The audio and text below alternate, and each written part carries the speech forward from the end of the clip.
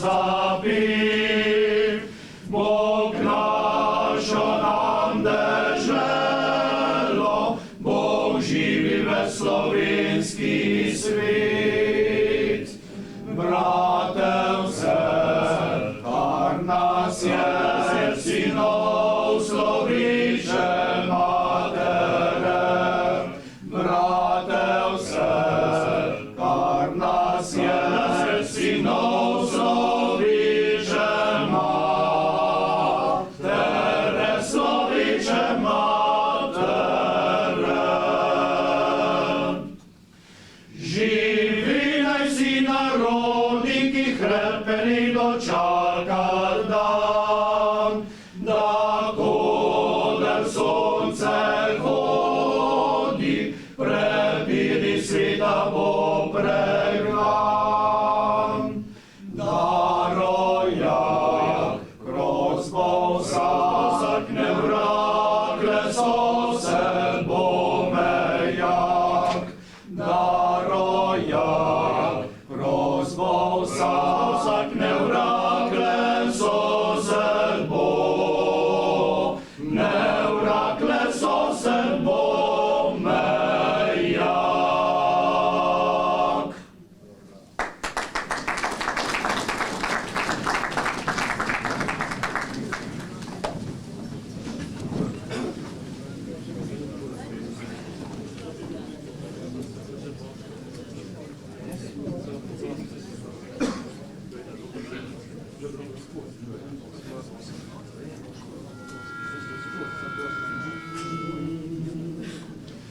Ko večeri sem prepival s prijatelji na sred vasi, sem bil vesel, nikdar sem miroval, poznal še nisem žalosti. Pa pride čas, ko že ljubezen mi je raznemala srce. Sem pustil fante, pustil pesem in ljubil svoje le dekle. Sem pustil fante, pustil pesem in ljubil svoje le dekle. A deklica me zapustila, prišel drug fant, je zapeljil. Obljube lepe pozabila, zato se res ne bom solzil. Zdaj pel bom pesem o ljubezni, ki mi srce tako teži. Spominjal se o sreči bežni, ki kakor ptiček odleti. Spominjal se o sreči bežni, ki kakor ptiček odleti.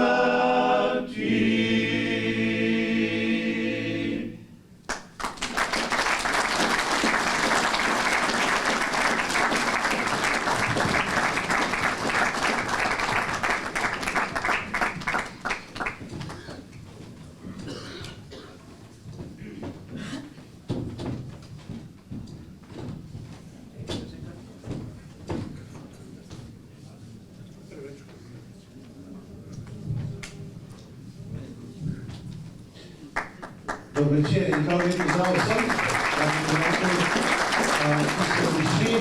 ki ste prišli tukaj od blizu in seveda tudi danes, kot se sliši, tudi kakšni malo bolj daleč. Dobrodošli tukaj v naši župnijski dvorani v prafani Šentvid pri Stični, kjer smo praznovali že pred par leti 1000 let župnije. No, danes smo se pa tukaj zbrali zaradi tega, ker nas marsikaj zanima, ker gremo proti tisti odločitvi, ki bo zelo pomembna, ne samo za danes, jutri, pa pojutrišnja, pa kar za naprej, za mnoga leta. In to lepo pozdravljam med nami, seveda gospoda župana, podžupana in pa seveda gospoda Janeza Janše, ki je danes glavni gost med nami.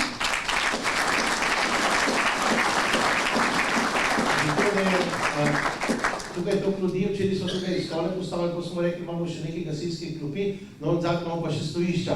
To se pravi, vse je izkoriščeno, res dobrodošli, še posebej gospod Janez Janša. Upam, da bomo kaj dobrega danes tudi slišali, spodbudne besede in pa da vse to vodi, ne samo nas, ki smo tukaj, ampak vso našo domovino Slovenijo res v lepše, v boljše čase, v prihodnost. Bog daj, da bi res ta naša Slovenija tudi enkrat stopila na eno res dobro pot in lep večer čisto vsem.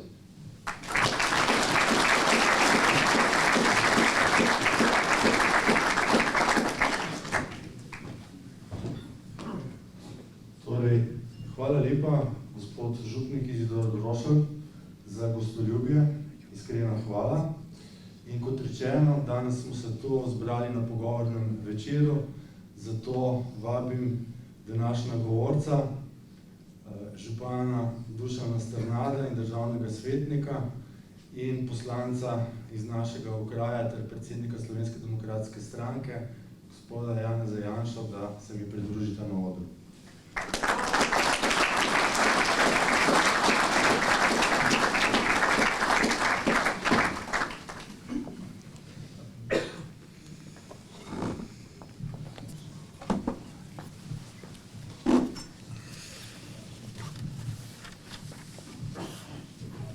Ker vem, da že nestrpno čakamo na razmišljanja, besede, misli, bomo kar začeli v živo. In sicer najprej vprašanje za vas, gospod Janša, ali Slovenija po zadnjih dogodkih, predvsem ta afera s KPK, pa tudi vse poprejšnje afere, ki so si sledile ena za drugo, sploh še je pravna država? No, najprej lep pozdrav, lep dobro večer vsem skupaj. Hvala gospodu župniku za gostoljubje. Hvala vsem, ki ste napolnili to dvorano. Šentvid rabi eno večjo, ne? Sicer pa v Ivančnik malo, ne? Če Bog da. Ja, Bog pa dober župana, ne? Tako da naslednjič se mogoče lahko spravili v kakšni drugi dvorani, ampak kakorkoli ni to pomemben prostor, pomembni so ljudje. Zdaj vidim, Tomaž, da ste šli takoj k bistvu. Zdaj, če bi zelo direkten, bi rekel, da v Sloveniji nimamo niti črke pod pravne države. Zdaj, če pravno državo razumemo v tem smislu, kot smo si jo predstavili takrat, ko smo za Slovenijo glasovali na plebiscitu. Pravna država je, ali pa predstava pravne države v nekem splošnem pojmu, je neko okolje, kjer pravila veljajo za vse enako. To je temeljni pogoj, ker so isti vatli za vse državljane. To je bistvo tega pojma. Zdaj, je kdo tle v dvorani, ki misli, da v Sloveniji zakoni veljajo za vse enako? Ali pa da so isti vatli? Meni je žal, da moram to reči, ker sem glasoval za to državo, borili smo se za njo, pa še vedno nismo tam. So stvari, kjer mogoče vatli tudi, se isti vatli uporabljajo za vse, ko pa gre za kakšne bistvene zadeve ali pa bolj odmevne zadeve ali pa za ključne zadeve, pa seveda temu ni tako.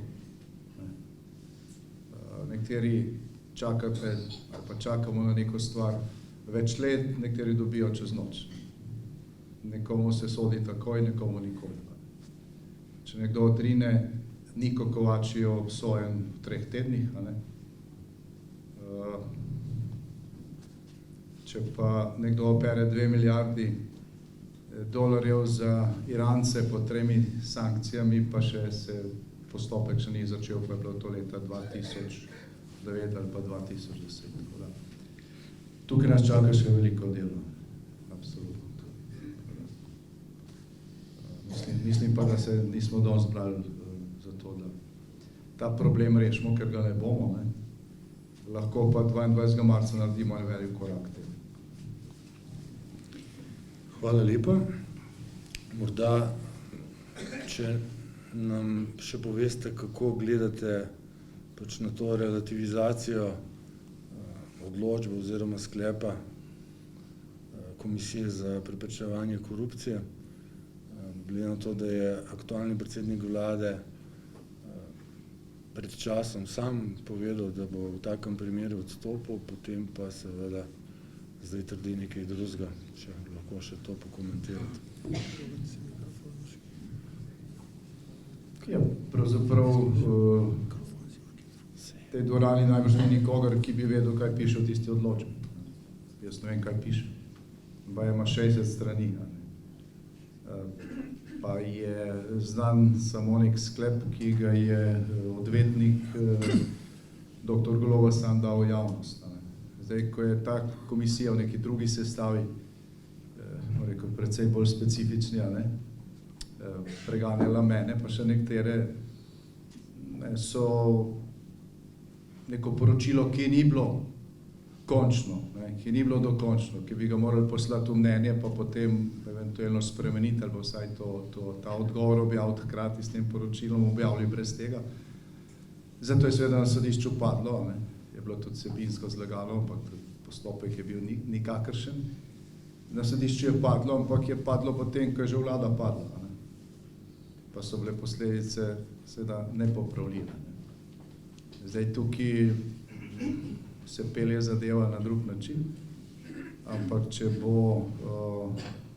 je stvar zapisana tako, da je edini očitek pošiljanja 2 sporočil ministrici, bo tudi to padlo na sodišču. Mogoče en teden pred volitvami, ko tle ne bi preveč vesel, da je pravna država zafunkcionirala, ne vemo kaj. Obstaja pa seveda v zvezi s tem vprašanje verodostojnosti in integritete, zdaj se na veliko uporablja ta tujka, to ni integral iz matematike, integriteta je to, da pač držiš obljube, da držiš dano besedo. Politike je to važno, ali pa ne bi vsaj bilo. Problem z pač to odločbo je, da je aktualni predsednik vlade pred volitvami rekel, če bo ta komisija ugotovila, da sem pač kršil integriteto, bom odstopil. Zdaj je ta komisija to ugotovila in on ni odstopil. Je rekel, jaz sem to drugače razumel takrat. In bodo pač volivci sodili, volivci pač bodo sodili. Ampak ti takrat nisi rekel, če bo ta komisija to ugotovila, potem mi bodo sodili volivci. Ampak si rekel, če bo ta komisija to ugotovila, potem bom jaz odstopil. Pa pač nisem odstopil, zdaj pa morajo volivci k tej sodbi po mojem tudi to dodati. Ne bilo pa nobene razlike, tudi če bi odstopil, ker volitve so čez 2 meseca in nove vlade v tem času ne bi bilo, se ne bi nič praktičnega zgodilo. Sam nekdo bi držal besedo. Ne pa še prehitro delati zaključkov, ker v Sloveniji imamo sodišča, ki včasih odločijo čez noč, včasih čez 20 let. Tudi tukaj lahko odločijo v zvezi s to pritožbo, lahko odločijo pred volitvami, po volitvah, ko se bo koalicija sestavljala, pa bo komu pač kaj drugega pasalo, ali pa pred naslednjimi volitvami. Vse to je odprto. Tisto, o čemer pa je treba diskutirati, je pa to, da nekaj reče. Pred volitvami, po volitvah pa to ne naredi. Ampak če bi to naštevali pri tej konkretni osebi, pri gospodu Golobu, lahko 2 uri zdaj porabimo samo za naštevanje tega ogromno. Se strinjam. Poskušajmo še s kakšno drugo temo. Niso težave z aktualno oblastjo samoupravne narave. Občina Ivančna Gorica se uspešno razvija in je dobro sodelovala z raznimi vladami. V tem mandatu pa se je pojavilo kar nekaj izzivov, če lahko milo rečemo temu tako. Pa vas prosim, gospod Strnad, če mogoče pa malo opišete oziroma nas seznanite s svojim pogledom na sodelovanje z vlado in ministrstvi v tem mandatu. Ja, lep pozdrav z moje strani. Tudi zahvala župniku, gospodu župniku, da nas je sprejel. Saj ste pravi, da gre po hlev, njihovac dosta v hlev. Mi smo zdaj dokaz za to. Je pa res, da v Ivančni gradimo zdaj eno sodobno kulturno dvorano, pa še knjižnico, pa še upravne prostore, največji projekt v zgodovini občine doslej. Žal pa nismo mogli do danes, bo pa verjetno tam konc leta to končano in takrat bomo pač tam v večji dvorani, čeprav, kot je bilo rečeno, ni tako važen prostor kot ljudje. Mislim pa, da je prav, da smo danes tukaj v Šentvidu. Prvič na to, kar nas čaka, zdaj 22. marca, bomo seveda največ odvisno od nas, ki smo tukaj. Malo nam bo pa tudi Bog pomagal, če bo treba in jaz verjamem, da nam bo pa skupnimi močmi zmagamo. No, kar se pa tiče sodelovanja z aktualno oblastjo, z vidika župana in nekako predstavnika lokalnih skupnosti v državnem svetu, pa moram reči, da pa čeprav jaz rad pohvalim tisto, kar je dobro in pokritiziram tisto, kar ni dobrega, tudi pri teh bi kaj pohvalil, če bi mu kaj pohvaliti. Pa vendarle je razlika med prejšnjo vlado in to vlado, vsaj za občino Ivančna Gorica, pa kakor smo tlele iz okoliških občin, pa nobena ni bila prav deležna kakšnih radodarnih ali pa vsaj prijaznih sprejemov. No, za nas pa sploh ne. Jaz v tem mandatu, razen Jožeta Novaka, ki je naš občan, nisem videl niti enega ministra bliz do ministrstva ali pa do direkcije za infrastrukturo. Smo sicer še prišli, ko smo šli nazaj, smo manj vedeli, takrat, ko smo šli gor. In to se je ponavljalo. No, moram reči, da čas še nismo vedeli, ali se nam splača iti ali ne. In smo se bolj naslonili na lastne znanje in na lastne moči in smo nekako prebrodili to situacijo, tako da nam občina seveda nič ni izgubila, bi pa lahko bistveno več dobila. Prej sem rekel, da ni slučajno, da smo v Šentvidu prejšnji mandat smo uspešno zgradili nov vrtec zelo hitro s pomočjo vlade in tudi položili temeljni kamen za bolnico v Šentvidu, otroško bolnico. Odprli smo jo zdaj pred nedavnim, dolgo so gradili, malo smo jih tudi požegnali. No, to je tudi prvič, ko sem jaz tudi bliz videl predsednika vlade kot župan. No in to je približno opisno, kako je stvar tekla, kar se lokalne ravni tiče. Kar se pa tiče državnega sveta, pa je bilo podobno. No. Še čisto vsak predsednik vlade se je pojavil vsaj enkrat, če ne večkrat v državnem svetu. Ta zdajšnji je vabila zavračal, jaz sem danes preveril, da nam kakšne neumnosti rekel. Vabila je dobival, vendar ga ni bilo, no, do danes ne, in verjamem, da tudi ne, to je tudi dokaz odnosa do inštitucije državnega sveta, ki je vendarle v tej državi ustavna kategorija in ima svoje pooblastila. In smo bili tudi kar uspešni, moram reči, kljub težavam. Skratka, še, da nam predolg, no, jaz sem tudi prišel predsednika poslušati. Kar se tiče financiranja lokalnih skupnosti, je bilo tukaj mnogo izzivov. Čeprav ste zdaj slišali, da so dali največ denarja v zgodovini države za občine, oni te občine še vedno jemljajo kot nasprotnike, ne kot partnere, za razliko od prejšnje vlade, kjer se je predsednik pa tudi kar nekaj ministrov, še preden so nastopili mandat, sestavil z občinami in nas poslušal, kaj želimo. In tisto je bilo potem dejansko tudi realizirano. No. To, kar zdaj slišite, da so rekordne vsote denarja namenili, seveda ni res. Ne. Res, da je največja povprečnina, vendar je še daleč premalo, kakor so zrasli stroški, pa še nekaj so naredili, uspeli so skregati občine med seboj. Ne, to je pa tisto najhujše. Ne. Se pravi, z enim novim prijemom financiranja so nagradili tiste, ki so zdaj trošili največ, ne, in so jim tisto razliko, ker so več trošili, pokrili. Tisti, ki smo bili pa predni, pa smo šparali, smo pač izviseli. Ne. No in ne boste verjeli, med temi, ki smo izviseli, je velika večina občin, ki jih vodijo desni župani oziroma župani SDS, NSI pa SLS-a. Na on stran pa veste, kdo bi bil. Tako da jaz močno upam, no, da se tudi na tem področju kaj spremeni. A ja pa še tole.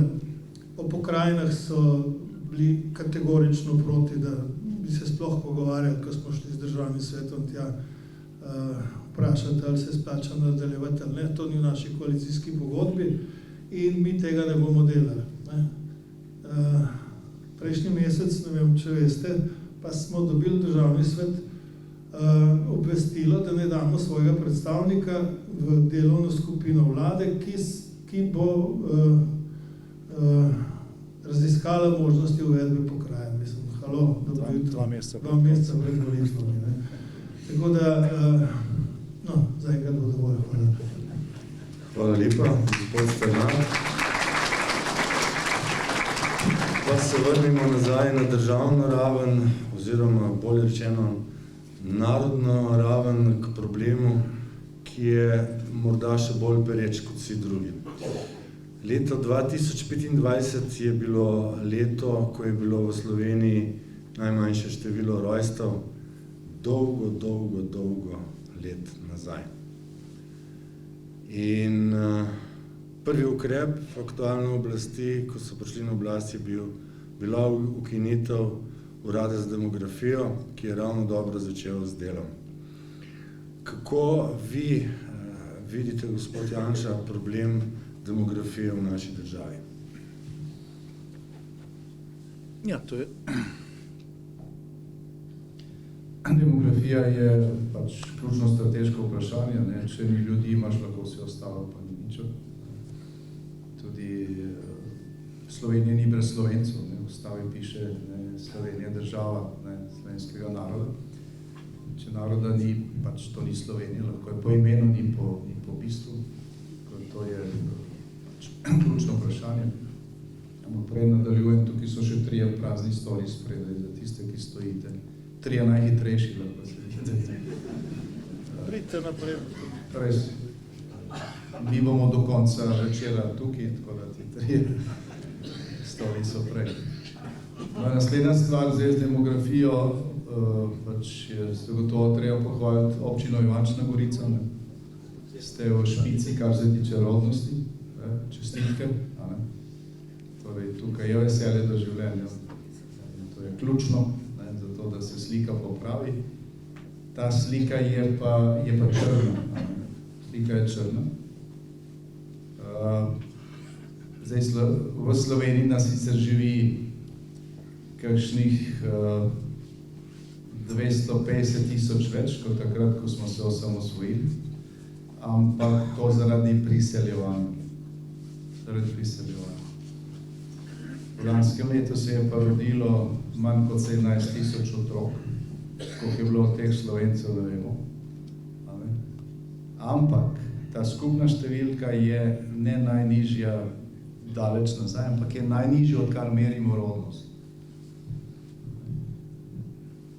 Ta številka je najnižja, odkar v Sloveniji merimo rodnost. 40 let nazaj je bilo v Sloveniji samo obveznikov za služenje vojaškega roka, več, pa so bili to samo zdravi mladi moški, kot pa je bilo lani rojenih vseh otrok.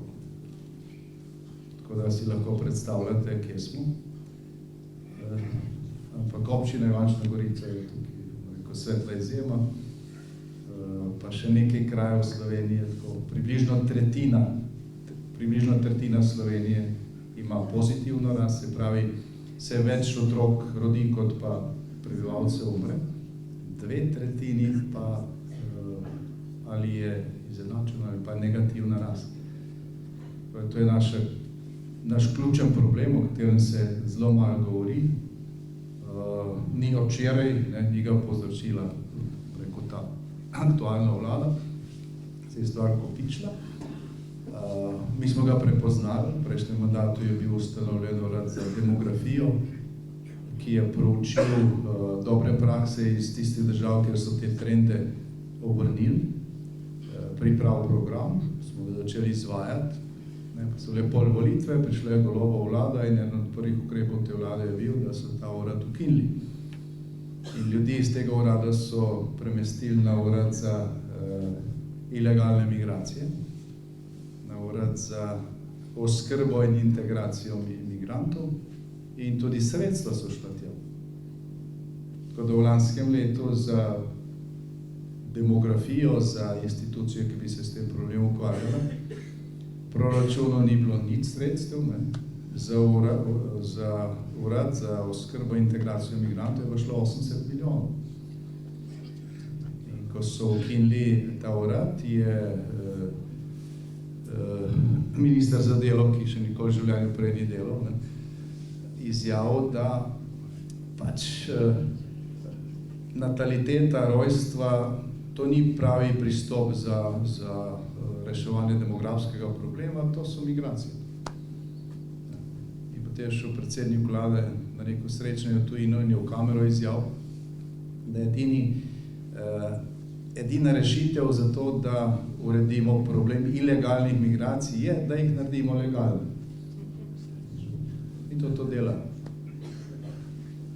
To delajo, tako da približno vemo, kje smo, zakaj smo tukaj. Ne dogaja se to samo v Sloveniji. Problem nizke rodnosti je problem večine evropskih držav. Evropska unija, v katero smo z velikim veseljem vstopili, je danes stara in relativno bogata, stara po povprečni starosti prebivalstva. Čez eno ozko Sredozemsko morje imamo Afriko, ker je povprečna starost prebivalstva tam 25-26 let, pa jih je milijarda več.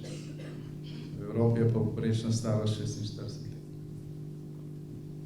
In politika odprtih meja pomeni, da Evrope takšne, kot je, še manj pa takšne, v katero smo vstopili, čez nekaj desetletij enostavno ne bo. Ne bo imel sem London muslimanskega župana, ampak bo šlo to pač navzdol najprej po urbanih centrih in tako naprej. To je strateško vprašanje za nas, za Evropsko unijo. Tam po moje rešitve ne bodo čakali. Slovenija pa še na meji, ko se to da s pametno politiko obrniti. In tudi o tem bomo odločili 22. marca. Hvala lepa. Gospod župan, ja, bili smo parkrat pohvaljeni glede demografije. Morda, če še vi nam zaupate svoj pogled na težave v zvezi s tem in morda tudi prizadevanja, ki so vodila k temu, da je bila občina Ivančna Gorica med najboljšimi občinami, kar se tiče rodnosti. Ja, sem mislil, da boš vprašal za recept, kako za otrok. To očitno znate. No ja, jaz imam 7 vnukov že, tako da, kar se tega tiče, nam kar dobro gre, bi tudi kakšen recept znal pojasnil. To je za aplavz.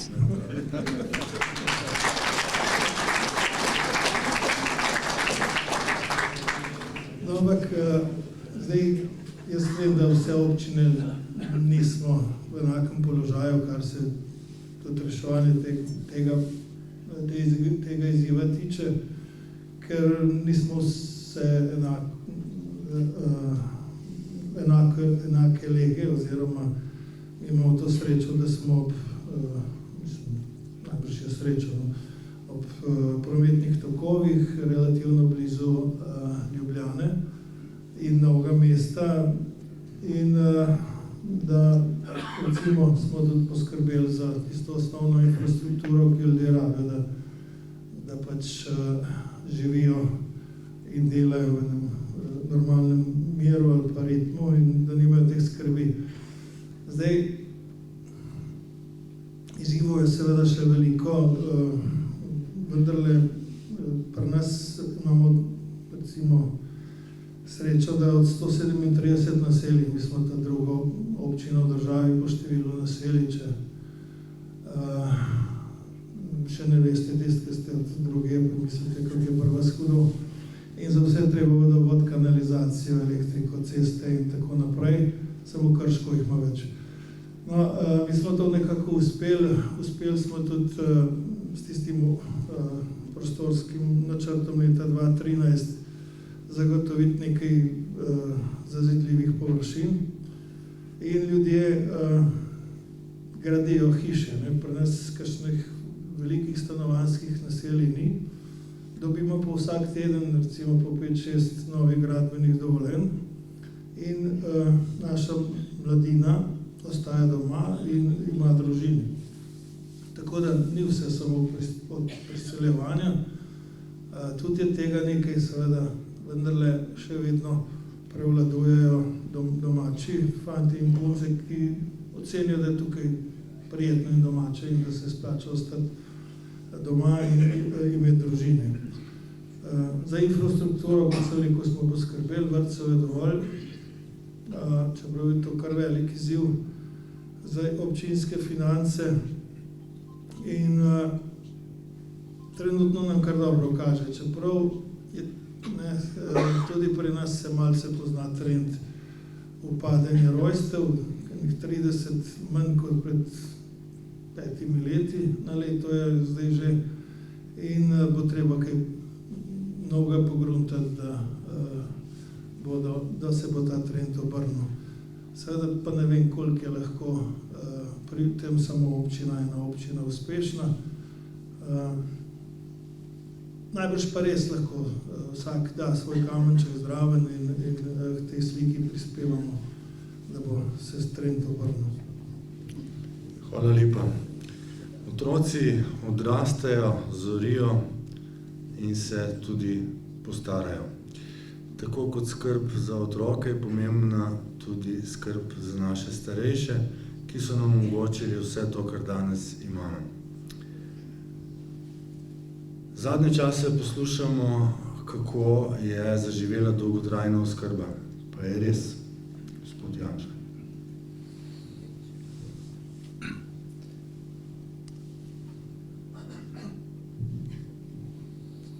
Ja, ne vem, če je že zaživela, se je pa dolgotrajno uvajala, oziroma se uvaja.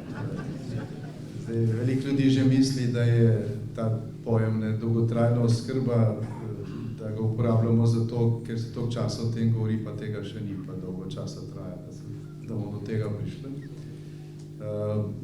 Zdaj, resnica je ta, da Slovenija dolgo časa ni imela zakonodajnega okvira, kjer bi to skrb za starejše zapakirali v en celovit sistem ukrepov.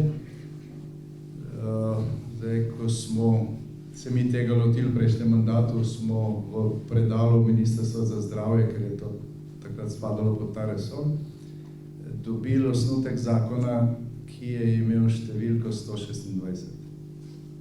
Se pravi, 126 delovnih verzij zakona so napisali, dali so na desetine milijonov za študije, kako to rešiti, pa to, ampak zakona pa niso od 2012, ko je prvič to postala neka resna tema, niti poslali v parlament. Mi smo to naredili, čeprav smo bili manjšinska vlada in je šlo težko. Potem šla Golobova vlada in oni so zamaknili uveljavitev tega zakona, najprej za 1 leto, pol pa še za 1 leto. Mi smo to skušali preprečiti z referendumom, pa so ga oni dobili. Večina ljudi se je strinjalo, da se to zamakne, ker ne vem, zakaj sicer. Potem so pa to podaljšali še za 1 leto. In najbolj smešno je to, ko se zdaj hvalijo, zdaj pa v domovih za starejše, oskrbovanci plačujejo samo nastanitev, ne pa tudi oskrbo. Glejte, če oni ne bi izvajanje tega zakona zamaknili, bi ta ureditev veljala od 1. januarja 2023. Za 2 leti so ljudem vzeli, ne da so kaj dali. Pa to je samo en od teh ukrepov dolgotrajne oskrbe. Mnogi so se tudi že prej izvajali, pa so se drugače imenovali, pa so bili delno drugače organizirani. Mnogih še ni, ki jih zakon predvideva, prispevke pa plačujete. Nam so očitali, vi ste zakon sprejeli, niste pa uvedli dodatnega prispevka. Mi smo imeli leta 2021, to je bilo zadnje leto, polno leto našega mandata, najvišjo rast v Evropski uniji. Slovenija je bila takrat gazela, okrevanje po covidu, proračun je bil poln, zakaj bi uvajali dodatni prispevek, ker tisto, kar bi se lahko od teh ukrepov uvedlo v naslednjih 2 letih, bi lahko mirno financirali iz proračuna brez dodatnih prispevkov. Smo pa rekli, če bo pač javna finančna situacija manj ugodna, potem se bodo uvedli prispevki, ampak toliko, kot se rabijo. Pač ti mojstri v sedanji vladi so pa povšali vse, tudi upokojenci morate plačati 1%. Nikoli se prej od pokojnine ni nič plačevalo, ker je pač to plačilo za minulo delo, ne moreš ga za nazaj obdavčiti. Zdaj so za nazaj obdavčili pokojnine s tem prispevkom, ki ga bomo mi ukinili, absolutno, ker je nepravičen, drugič se od tega zbere 70-80 milijonov, to dajo tem nevladnikom z metelko vsako leto. Skratka, to je možno takoj rešiti. Zdaj za ostali denar, ki se zbira, in tukaj gre za 100 milijonov od zaposlenih in pač delodajalcev, pa je treba zamrzniti tisti del, za katerega storitev še ni na voljo, ker je nepravično, da plačujete nekaj, kar pač javni servis ne zagotavlja. Vsaj toliko časa. Tako to se da nekako delno posanirati. Je pa seveda žalostno, da leta 2026, ko se govori o digitalizaciji, o umetni inteligenci, ko vlada obljublja satelit, ki bo spreminjal vreme, ne vem sicer, kako bodo to naredili, pa poplave napovedal, se te odločbe pišejo na roke. Mnogi še niso dobili informacijskega sistema. Tako da, plačujem prispevek za dolgotrajno oskrbo, plačujem praktično vsi, tudi upokojenci. Zdaj, storitev je na voljo trenutno nekaj odstotkov starejših, ko bo to v polnosti zaživelo, mogoče 20%. Treba tudi vprašati, nekje je tukaj neka pravičnost, glede na to, kako so zastavili financiranje. Če je imela Slovenija gospodarsko rast preko 3%, nobenih dodatnih prispevkov ne ravno za dolgotrajno oskrbo. Treba enostavno pustiti gospodarstvo, da normalno vdiha, so previsoki davki, da podjetja ne bežijo iz Slovenije na Hrvaško, pa bo denarja dovolj. Hvala lepa. Občina Ivančna Gorica je ena izmed občin v mreži občin, ki so starosti prijazne. Kako poteka skrb za starejše v naši občini, gospod župan? Ja, če mi dovoliš, samo še primerna misel šla glede reševanja stanovanjskega problema mladih in demografije in tako naprej. Zdaj, ta vlada govori o 1000 stanovanj, ki jih bo naredila in jih bo razdelila pač po enem ključu. Jaz pa mislim, no, da bi bilo treba pomagati tudi tistim mladim, ki gradijo svoje domove. Ljudje se zakreditirajo in takih je pri nas veliko. Ne. Ljudje jemljejo kredite, jih plačujejo skoraj celo delovno dobo, da si ustvari svoj dom. In tle smo v neenakopravnem položaju do tistih, ki pač dobi stanovanje in plačuje stanarino. Tako da bi bilo morda dobro razmisliti tudi o subvencioniranju kreditov, ki jih jemljajo, ali pa pomoči na kakšen drug način in bi lažje rešili tudi stanovanjske probleme, vsaj na podeželju. V mestih je to težje, ampak s tem bi tudi zmanjšali pritisk na mesta, po mojem, in bi o tem veljalo razmisliti, no, ko boste že se pogovarjali, kako naprej. No, kar se pa tiče starejših, je pa treba vedeti, da v eni lokalni skupnosti živimo vse generacije. Jaz, ko sem pred 15 leti prvič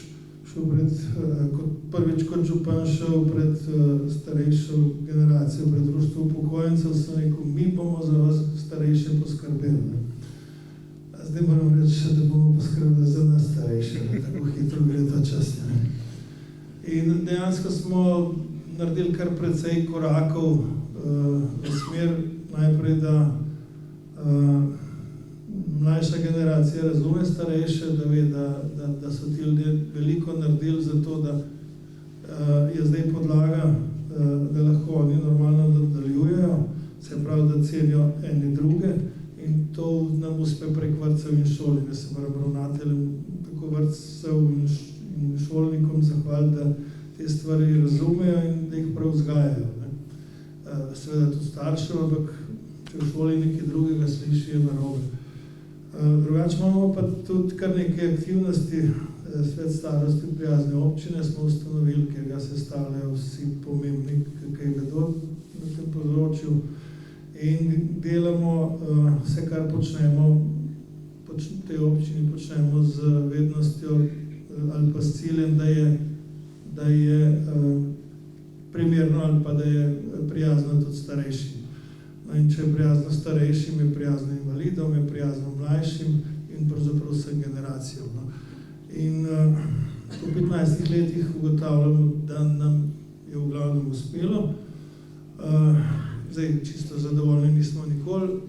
Je pa ena želja, ki je bila pred 15 leti odločila, kdo bo župan. No, mislim, če bi jaz takrat rekel, da doma za starejše ne bomo gradili, najbrž ne bi bil izvoljen. In sem ga seveda obljubil in obljubil bom morda lahko naredil oziroma izpolnil do junija tega leta, ko bomo dokončali dom starejših v Višnji Gori.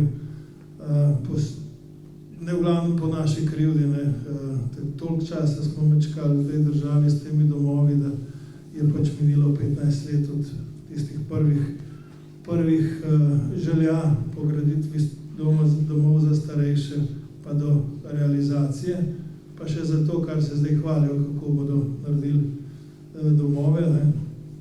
Je bilo treba veliko truda se strani lokalnih skupnosti in pa sklep še v prejšnji vladi, če jaz pravim, da smo pravzaprav prek evropskih sredstev prišli do možnosti, da sploh gradimo.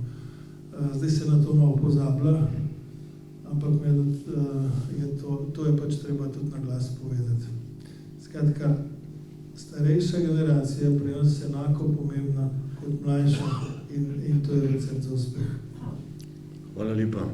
Gospod Janša, prej ste omenili gospodarstvo. Na nedavnem srečanju gospodarstva s politiko je vidni gospodarstvenik gospod Brodnjak aktualni oblasti take napel, da so kar pod mizo lezli in mislim, da tudi čez to mizo ne bi videli. Seveda je opozoril, da tako več naprej ne gre.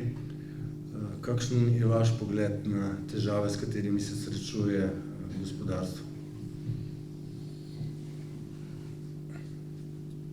Ja, to, kar je na tem srečanju kroga slovenskega gospodarstva povedal direktor NLB-ja,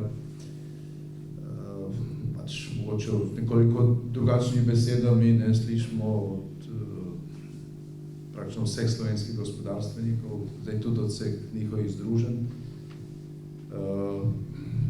V tem mandatu so se pogoji gospodarjenja bistveno poslabšali,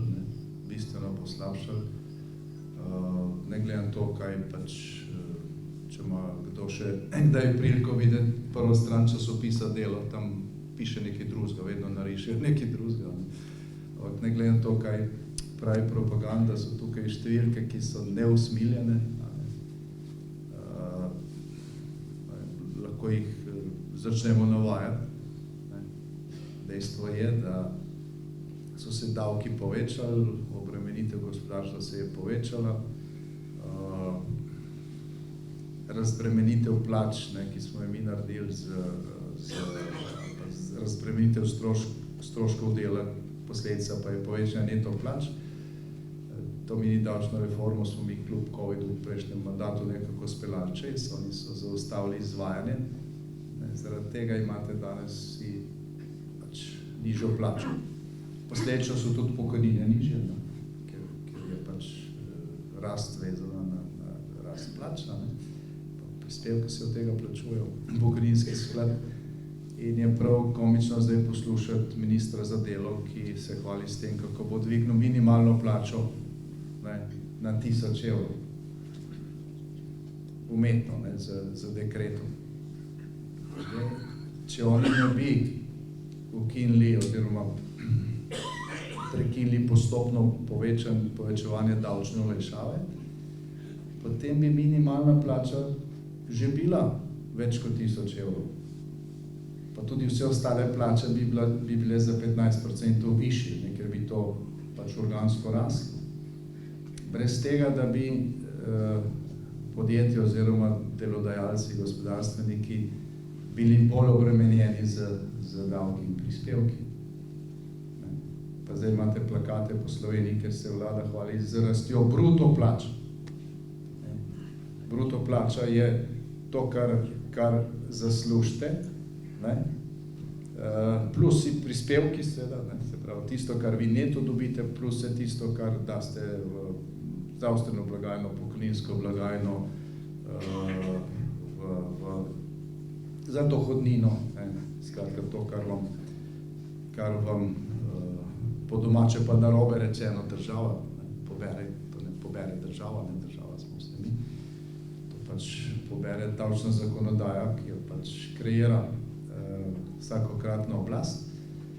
In takrat, ko so na začetku tega mandata prekinili izvajanje te naše mini davčne reforme, so rekli, finančni minister, predsednik vlade, so rekli, če bomo še naprej razbremenjevali plače, potem bo v javnih financah nastala luknja v višini 800 milijonov evrov. In tega mi ne bomo držali. Na kar so oni šli v reformo plač v javnem sektorju, in so naredili luknjo 2 milijardi. 2 milijardi. Ampak zaradi tega se neto plače niso povečale toliko, kot bi se, niti v javnem sektorju se niso povečale toliko, kot bi se vsem povečale, če bi jih razbremenili teh dajatev z dvigom splošne davčne olajšave. Če če bi mi imeli normalen medijski prostor, ne, potem bi vlada že zaradi tega padla. Ne. V Avstriji, v Nemčiji, na Nizozemskem si neka vlada recimo pri tako pomembni zadevi tega ne moglo privoščiti. Ne. Pri nas se pa to zamegli in potem se oni celo hvalijo s tem, kako je bruto plača, ne, se dvignila. Kdo med vami dobi bruto plačo? Ne to plačo dobiti, a ne bolj, ko se odtrgajo vsi ti prispevki. In tukaj 4 kamere, tako da posebej pozdravljam nacionalno televizijo. Oni zdaj hodijo na vsa ta naša srečanja, se to postavijo potem po utripu, to pač so posamične stavke van iztrgajo, tako da čim več objavite. Kakor nismo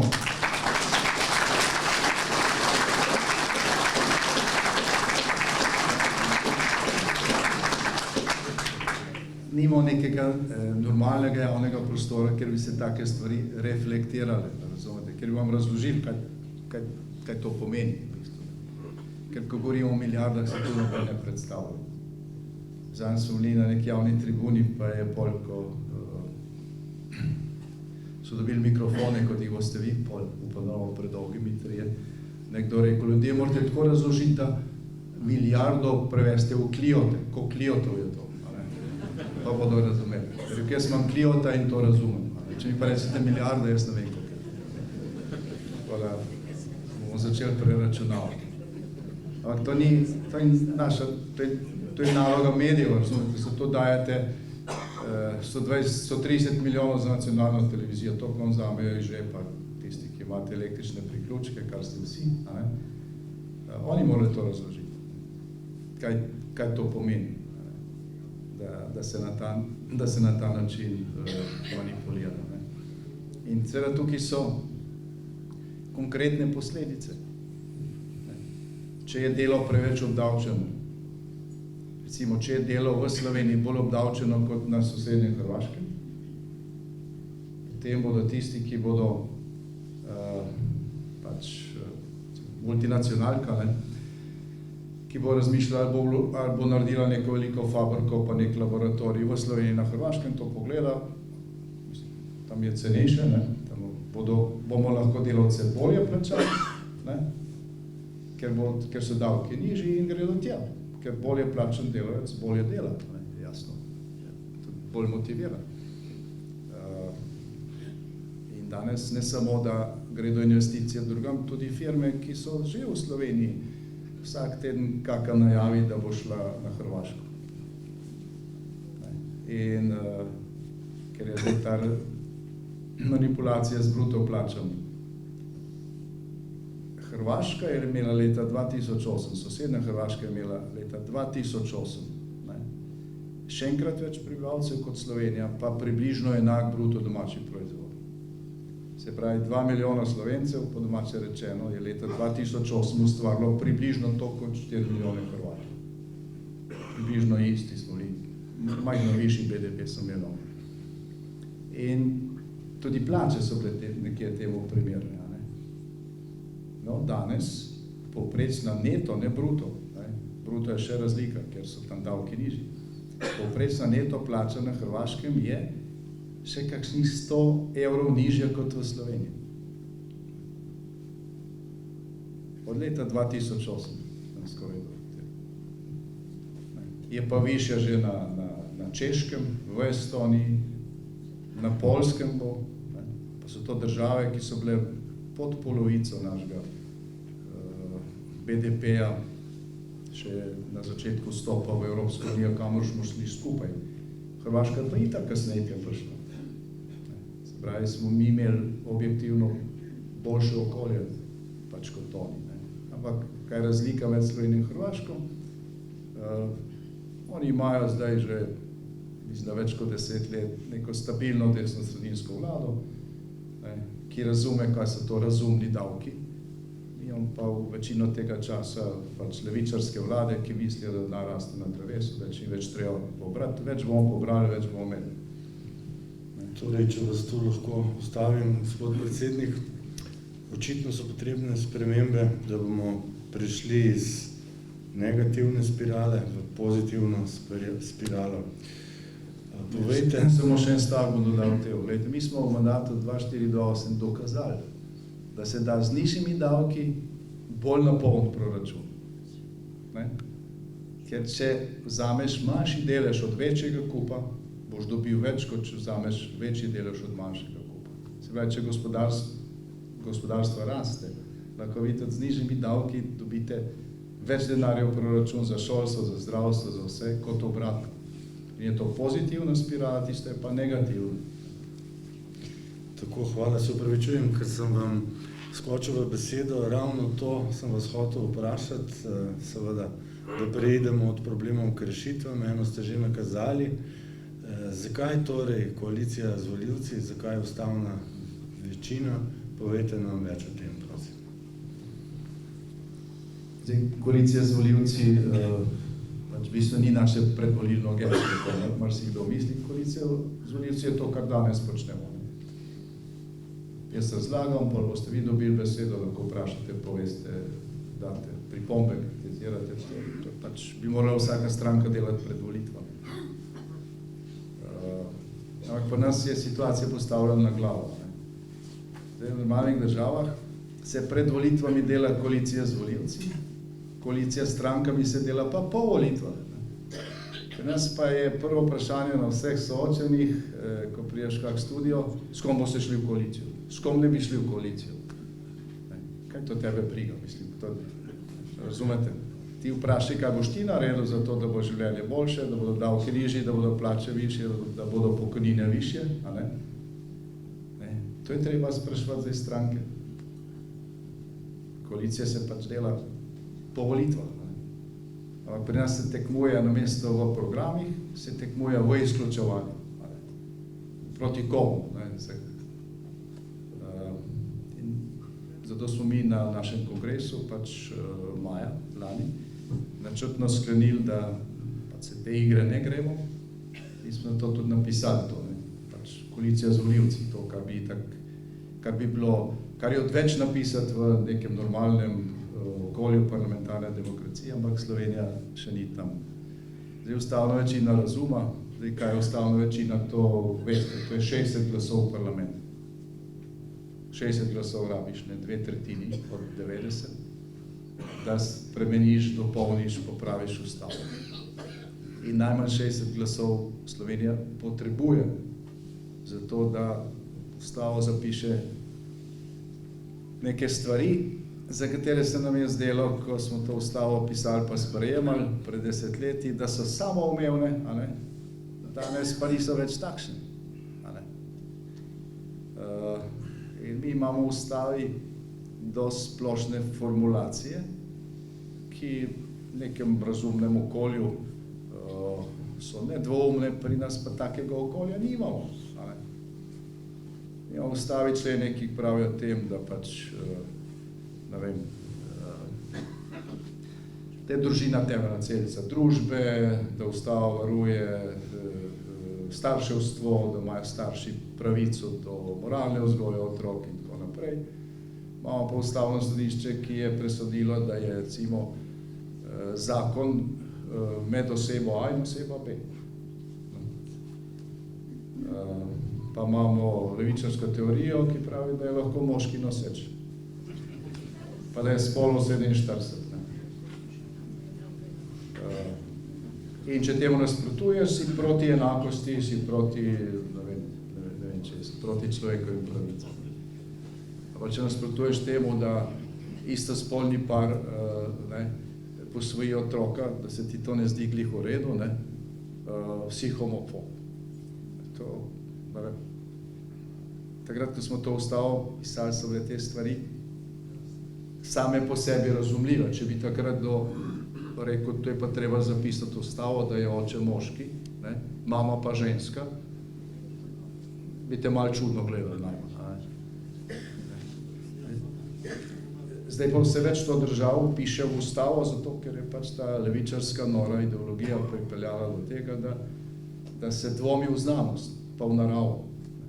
Tukaj ne gre za spopad med levico pa desnico, gre za spopad med zdravo pametjo, a ne, pa z zblojenostjo. Absolutno. In seveda zdaj, ker je stvar tako daleč, je po moje nek obraten val, bumerang, ne.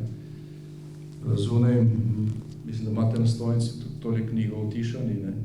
Kogar kaj več zanima, kako pač so nas pripeljali to situacijo, pa zakaj je zdaj reakcija, ne si jo prebere. Je bom rekel, zelo tako koristno branje. No in še pač ključna stvar mogoče, ne, vezana na tisto prejšnjo temo. Mi potrebujemo ustavo zapisati, kolikšen delež denarja vam lahko vsakokratna oblast dejansko pobere iz žepa. Ustavo je treba dati sitro, ki bo omejilo državno porabo.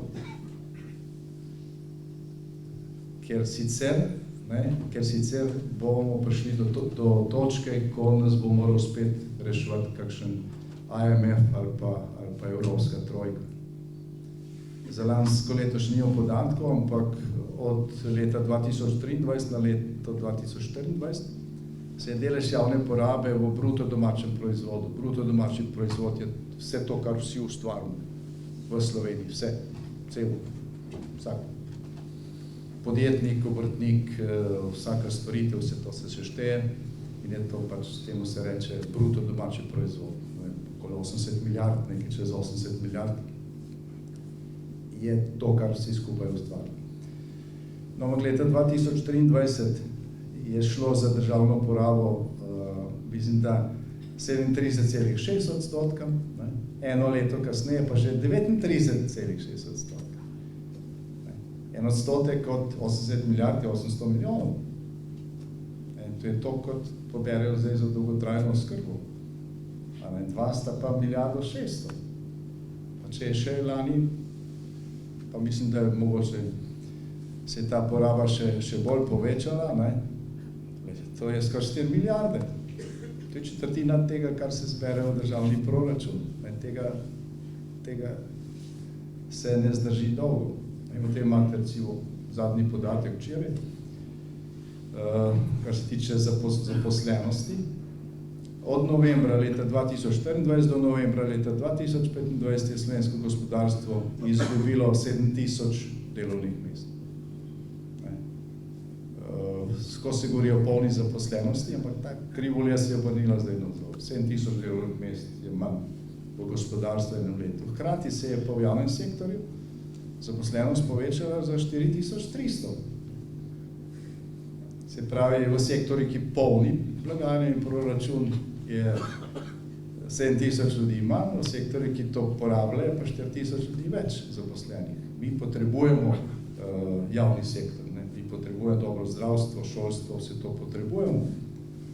Ampak, ne, če se tam prekomerno poveča zaposlenost, potem gre vse za plača, ni denarja za investicije, ni denarja za novo medicinsko opremo in tako dalje in tako dalje. Pa seveda ta nova zaposlenost, ne, v glavnem to niso novi zaposleni v domovih za starejše ali pa v bolnicah in tako naprej, tam je še vedno veliko pomanjkanje kadrov. To so nova ministrstva. 4 nova ministrstva so naredili, so rekli, nič to ne bo novih zaposlitev. Imate tole ministrstvo za solidarno prihodnost, ki ga nobena druga država nima,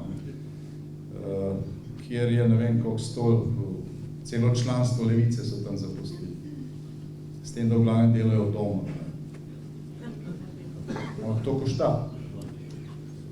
1000 zaposlenih na novo v javni upravi, to ne pomeni enkraten strošek, to pomeni vsak mesec, vsako leto. Ne? In zato rabimo neko ustavno večino razuma, da bomo to sidro postavili. Ne? In če to daš ustavo, pa neko vlada, ki ima normalno večino, preko te meje ne more povečati davkov.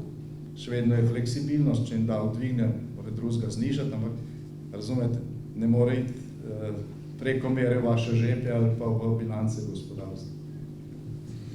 Hvala lepa za vaše misli. Preden predamo mikrofon občinstvu, pa morda če še gospod Strnad, vi kot župan poveste, zakaj je pomembno za lokalno skupnost, da ima vlado, ki zna prisluhniti, da pravzaprav lahko sodeluje tako, kot se od enih in drugih pričakuje. Ja, mislim, sem že prej rekel, da so občine samo podaljšana roka države. Jaz to vedno jemljem, da smo nekako partneri, ki skupaj delamo za dobro teh ljudi, ki nas postavljajo na položaje, bodi si na lokalni kot na državni ravni. In tle ne bi smelo biti kakšnega ljubosumja, tle bi si mogli dati roke in delati skupno dobro. Žal zadnje čase, jaz tega ne čutim in to se mi zdi narobe. Občine bi morale imeti kakšno besedo pri tem, kako se bo razporejal denar. Nenazadnje so to tisti, dostikrat rečemo, ki so na državnih službah, naši občanki in občani in koristijo te storitve in usluge, ki jih mora pač občina zagotavljati. In v prihodnje bi bilo pač treba, po mojem, spremeniti način financiranja. Ta je že kar star, in moram reči, da občine nismo zadovoljne v večini s tem, kar je trenutno. Neki popravki so bili, pa so šli v napačno smer. Ravno danes smo preko Združenja občin Slovenije spet neko tako stališče sprejeli, da je treba prisluhniti občinam in jim omogočiti pač dostop tako do državnega kot do evropskega denarja. Smo v Sloveniji pač občine, ki smo menda bolj razvite kot druge in enostavno med njimi so tudi Ivančna in enostavno nimamo dostopa do evropskega denarja toliko, kot ga imajo druge. Pa se nam to ne zdi prav. Še posebej zdaj, ko slišimo, da nas nismo nič rekli o tem, ampak trenutno smo menda zelo slabi v tej finančni perspektivi s koriščanjem evropskih sredstev. Torej denar je, samo ga bi bilo treba usmeriti pravilno in ga dati tistim, ki dejansko ga potrebujejo. Recimo, tam ne vidim tudi prvega župana te občine Jerneja, ki je to postavljal pred 30 leti na noge, in tudi občinski svet in ima gotovo podobno izkušnjo, kot imam zdaj jaz. Mi namreč smo vse te šole in vrtce in vse to, kar se je zgradilo, pa imamo vse novo in sodobno, zgradili brez bistvene pomoči, tako evropskega denarja ali pa države. Zdaj smo bili neki uspešni na enem razpisu, upam, da bo vsaj to držalo. Pa za Šentviški vrtec v prejšnji vladi smo tudi dobili nekaj, ampak drugo, v glavnem smo morali graditi z lastnimi sredstvi. Čeprav se zdaj spet vlaga tja v šole in vrtce tja, kjer recimo imajo težave z demografijo in imajo odveč prostora, mi pa prostor rabimo, pa moramo to graditi z lastnimi sredstvi. To se meni ne zdi prav in pač Slovenija ni tako velika država, da bi Ministrstvo za šolstvo ne moglo pogledati, kje se te stvari potrebujejo in pač pomagati. Jaz upam, da bomo skupaj, zdaj občine imamo rešitve, da jih nam zdaj razlagal, kako in kaj, kako bi bilo dobro zdaj spremeniti ta način financiranja in verjamem, da bomo dobili sogovornike, ki bodo prisluhnili in najdemo neko skupno rešitev. Zato je pa pač treba čega še korak v letošnjem letu in da nam preveč ponavljal. Te marčevske volitve bodo gotovo zelo vplivale tudi na jesenske volitve. Zdaj, mi lokalci se skoraj bolj razumemo na lokalne volitve kot na državne. Vemo, da je pač treba tukaj pomagati, vendar, če smo čisto iskreni, v lokalnih se bolj vidimo, bolj prepoznamo, ampak brez da je win-win na obeh stranih, bomo, verjamem, tudi jesen ne bili toliko zadovoljni, kot bi bili lahko, če zdaj pride do kakšne spremembe. Tako torej, ste razumeli, kaj se pomagati potreba. Hvala lepa.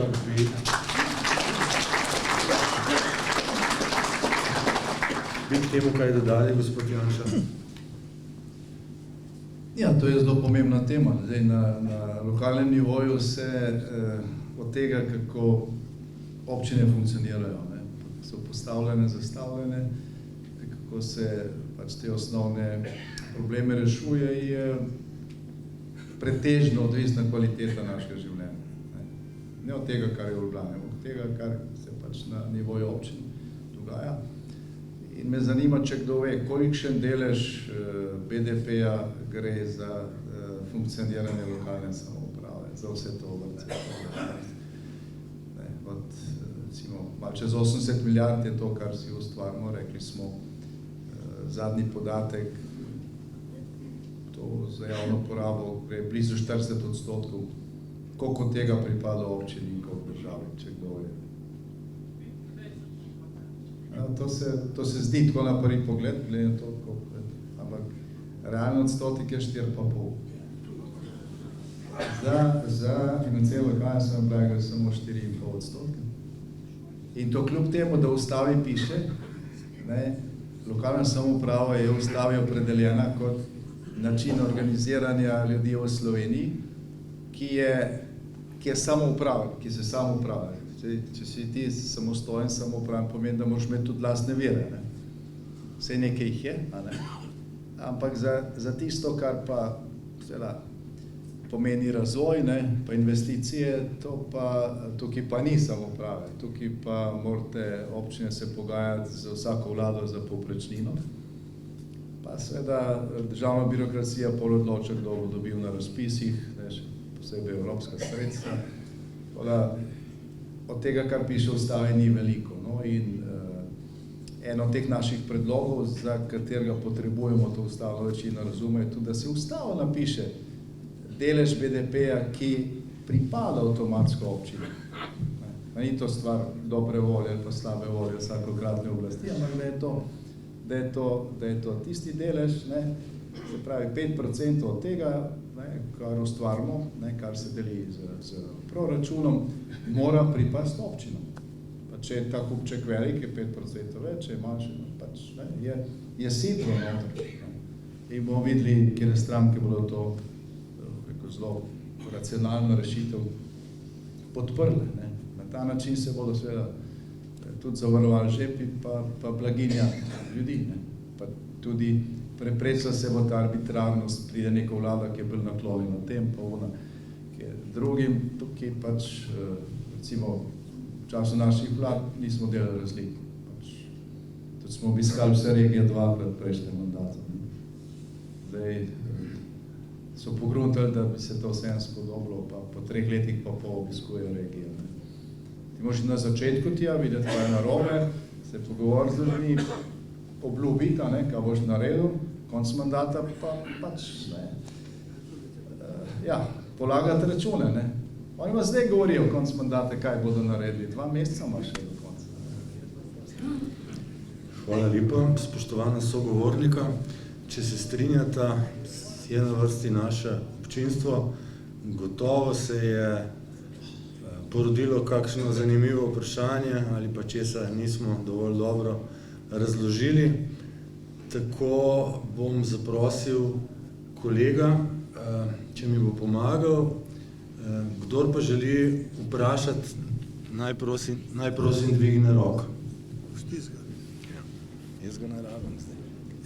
Ti si po glavi. Se spodobno počkaj govori.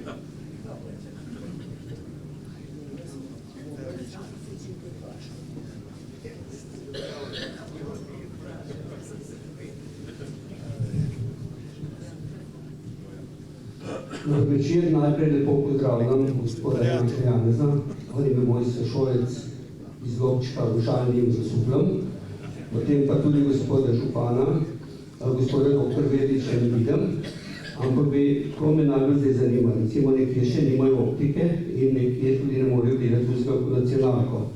Ko pa nacionalko gledamo, pa vidimo, da razen doktorja Božine, doktor Svite Pesek, Erike Smideršič, nikoli ne dajo oba pola. Vedno samo leve stranke forsirajo, oziroma komentarje levih strank. Da ne o Marcelu Stefančič nekaj ne govorim. Zdaj, kaj to narediti, da se tukaj na nacionalki spremenilo?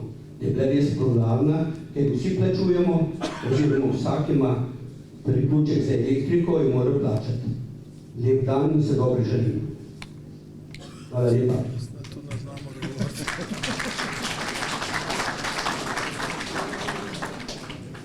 Hvala za vprašanje, ampak tega vašega vprašanja nacionalka ne bo objavila v Trimu. To že zdaj lahko zagotovimo. Ali pa mogoče pa bodo pol kaj dodali. Zdaj, kako to spremeniti? Sta dva načina. En je grški, to veste kakšen je.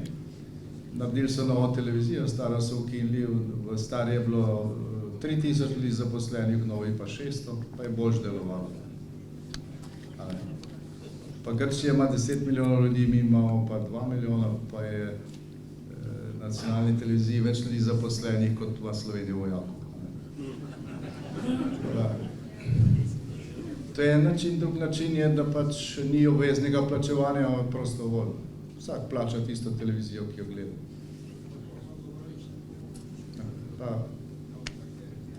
Pa bi se hitro popravila kvaliteta. Hitro bi se popravila kvaliteta. Ti dve rešitvi sta. Rabimo pa za to trdno večino. Se ne nič spremeni. Ne vidim nobene roke. Je. Aha. Kar pogumno.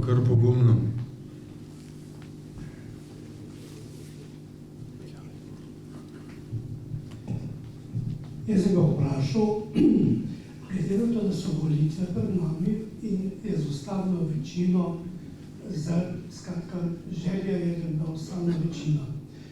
Glede na to, da imamo že leta vsaj tisti, ki kritično opazujemo situacijo, občutek, da so volitve pregoljufane, posebej v Ljubljani se to vidi, to več ni nobena skrivnost, da goljufajo. Mene zanima, kakšna je možnost, da se dobi v tej situaciji, ker nismo Culokafrija, niti Zambija, niti vem kakšna božja materna država, da bi dobili mednarodne opazovalce za te volitve. Ali je to treba plačati, ali je to, kdo se za to zavzeme na nivoju, ali od SDS-a, ki je najbolj zainteresiran za te volitve, da bi bile poštene. Kdo je za to zadolžen? Kje se lahko to doseže? Sej, mednarodni opazovalci pridejo, vedno pride komisija OSCE-ja, pa gledajo po televizijo, reče, da vločeno vse v redu. Slovenija je članica Evropske unije in tukaj se po defaultu ne pošiljajo nekih opazovalnih misij, kot gredo v Kirgizistan ali pa tja, ker pač vsi mislijo, da goljufajo. In tudi, če bi v Slovenijo prišla taka opazovalna misija, problema, ki ga mi imamo z verodostojnostjo volitev, ne bi rešila. Ker kje imamo mi probleme? Kar se tiče glasovanja v nedeljo, na volilni dan. Imamo mi svoje opazovalce. Slovensko-demokratska stranka je toliko močna stranka, da pač imamo zastopstvo na vseh voliščih. In to, kar nadzorujemo in v nedeljo se kaj dost ne zgoljufa. Mogoče, ki je v Ljubljani, ker to še vseeno težko toliko opazovalcev pa članov volilnih odborov imenovati, ampak večinoma, tukaj ste verjetno tudi tisti, ki ste v volilnih odborih, pa to pa so iz različnih strank, pa v nedeljo se po koncu glasovanja prešteje, razumete, prešteje se, napiše zapisnik, ta zapisnik se pol nese na okrajno volilno komisijo, ker se vnaša v računalnik, tam so se dogajale napake, se pravi, tudi tam mora biti nadzor. Ne. Ampak če imaš ti zapisnik z volišča, pa to pol sešteješ, ne, je nadzor tukaj, ne, se ne da zelo veliko goljufati. Problemi so drugi. Problem so predčasne volitve. Razumete? Na predčasnih volitvah se pa ne šteje sproti. Vi glasujete na predčasnih volitvah torek, sredo, četrtek. Ne prešteje se, ne napiše se zapisnik, zapečati se te škatle, a ne? In se jih potem nekje hrani. Šteje se pa šele v nedeljo. Vmes je pa koliko 5 noči, a ne? In recimo tistih 5 noči v Ljubljani, ker je bilo 14 okrajev, ne, z volilnimi upravičenci, kaj 120 000, oziroma še več, 5 noči skrinje varovane z varnostno službo gospodarskega razstavišča, ker je bilo 14 teh predčasnih volišč. To je varnostna služba Zorana Jankovića,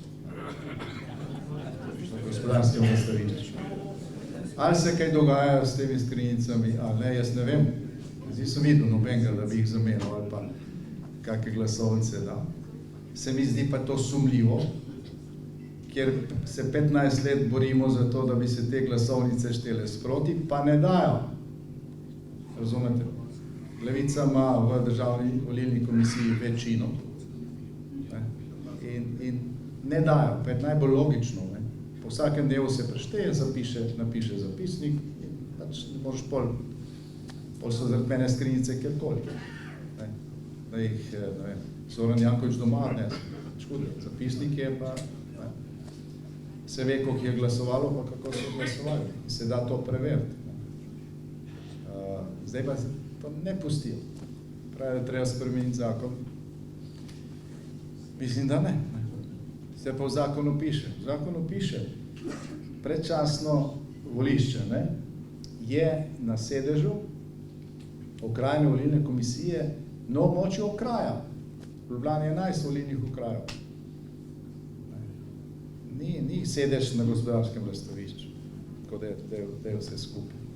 Moralo bi biti na različnih mestih, ampak očitno je bil interes, da je to na enem mestu, pa da se na enem mestu čuva in to je to. Tudi letos smo zahtevali in tudi letos so to zavrnili. Tako da je tukaj edino obrambo zdaj, da se na predčasne volitve ne gre. Volite v nedeljo, ker manjša je udeležba, manj se da zgoljufati, razumete, če se goljufa. Voli se v nedeljo. Drugi problem, sistemski, je pa ukinjanje volišč. Ko smo šli mi na plebiscit za samostojno Slovenijo, je bilo v Sloveniji 1 300 000 pa še nekaj upravičencev za glasovanje. 1 300 000. Danes je volilnih upravičencev 1 700 000. 300 000 več. Ko smo šli na plebiscit, je bilo volišč 4130. Zdaj jih je pa 1200 manj. In to na podeželju. Ne v Ljubljani, na podeželju. V nekaterih podeželskih volilnih okrajih so v tem času ukinili tudi tretjino volišč, recimo v Šmarju pri Jelži. Češ, največji val ukinjanja je bil pod pretvezo, da je treba ukiniti volišča, ki niso dostopna za invalide.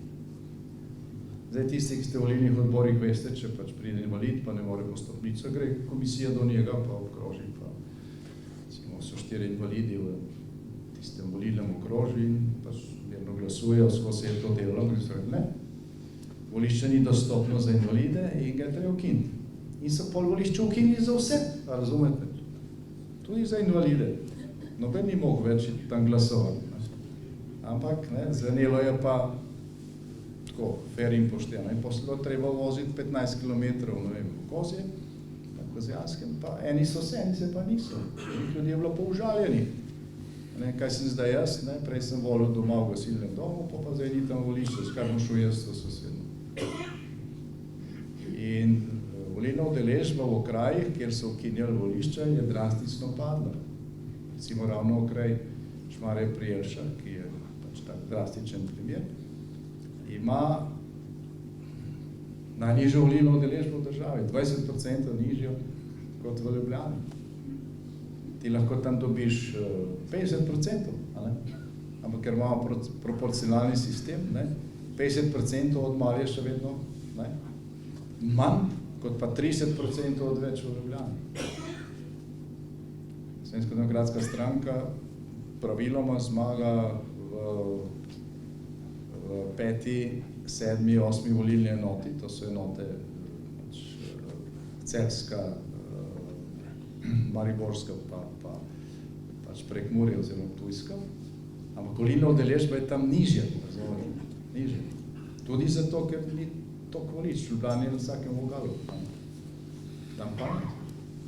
In en od pogojev za fer in poštene volitve je, da imajo volivci približno enako razdaljo do mesta, kjer pač to voljo uresničujejo. V Sloveniji to pač je danes bistveno slabše zagotovljeno kot takrat, ko še nismo bili država. In do tega ni prišlo slučajno. Ni prišlo slučajno. Mi se zdaj borimo, ker to je pristojnosti okrajnih volilnih komisij, predsedniki okrajnih volilnih komisij po zakonu so sodniki, pa namestniki menda zdaj tu. In kakorkoli pol gledaš to sestavo, vedno ima levo stran večino. Vedno levo stran večino in zato se je to tudi mnogih, ni se to naredilo vseh, ponekod so bili fer in pošteni, ampak v zelo velikih, v seštevku 1200-1300 volišč pač ukinjenih. In zdaj, ko se borimo, da bi se to dal nazaj, ko imamo vso to statistiko, pa to so silni odpori. To je predrago, ni placa, vse je pač problem. Tako da, to so problemi fer in poštenih volitev. Ne toliko to, da bi kdo na volilni dan pač menil glasovnice, na volilni dan se to večinoma skoraj ne da. So napake pol pri vnosu. Je še tretji problem, ki se je pokazal na zadnjih volitvah, če se spomnite. Imeli smo 12 poslancev izvoljenih, ki so že slavili, fešte po Sloveniji, tudi nekaj naših. Potem je pa Državna volilna komisija ugotovila, da so bili mandati narobe izračunani. Se spomnite tega? Pa so bili pol drugi. Pol so dokazali, da je bilo to narobe izračunano, sem človek se vprašal, kako je to možno danes. Se to ni tako težko. Smo zahtevali pogled v računalniške algoritme, pa so rekli, da se to ne da, oziroma je ta zahteva zavrnjena. Ampak tudi to se da na roke preračunati, končno, če imaš podatke za vseh volišč, zato pač nadzor je pomemben. Tisti, ki ste v volilnih odborih, pa tudi nasploh povejte ljudem, ne iti glasovati, še posebej, če imate sorodnike v Ljubljani ali pa v mestih, ne iti glasovati na predčasno. V nedeljo. Hvala. Še kakšno vprašanje?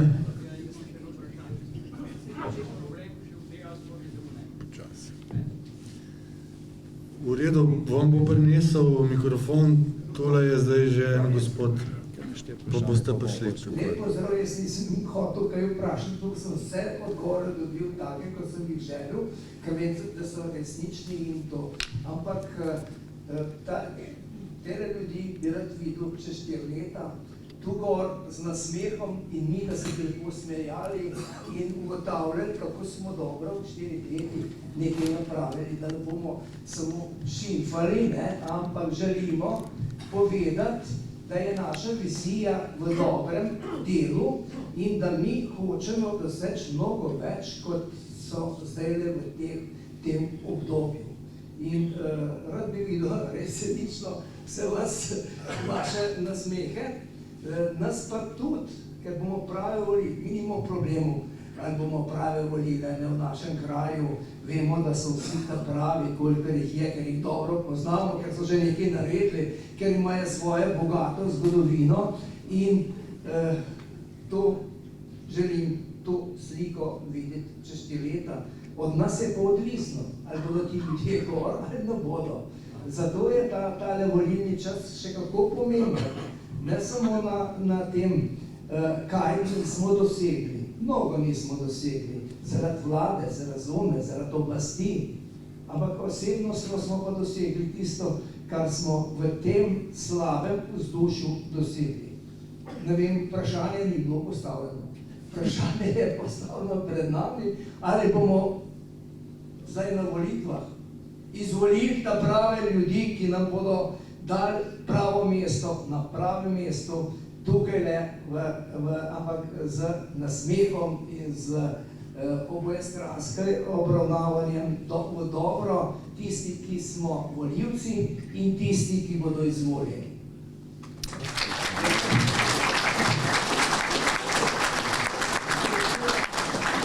Hvala lepa za te spodbudne misli. Tamle pa sta še 2 gospoda prosila za besedo. Ja, jaz vprašam to, se pravi diaspora. Tam je ogromno ljudi. Recimo, sam z naši familiji 90-300, če bi sam tiste njihove, moje strice pa njihove potomce bi že volitve dobili, postavna večina. Vprašanje je, koliko se to kontrolira, pa koliko je to možna goljufija.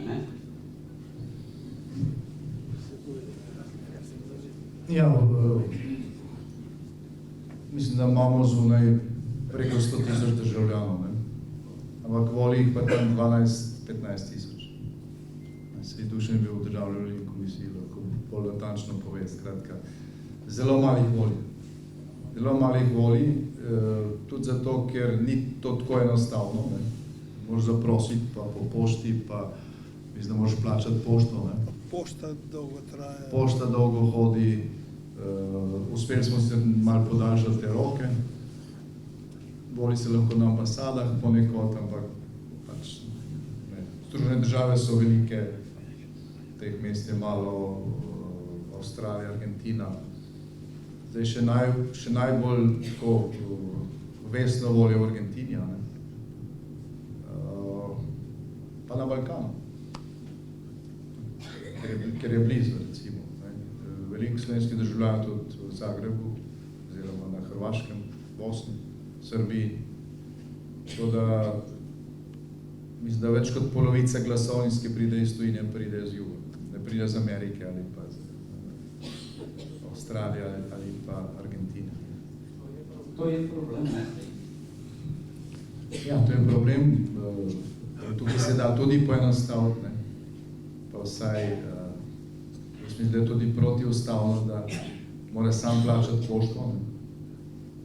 Mislim, da je 30 evrov, koliko je zdaj, ne? Če z Amerike poštaš. To je državljanska pravica, ne? Da bomo za to poskrbeli.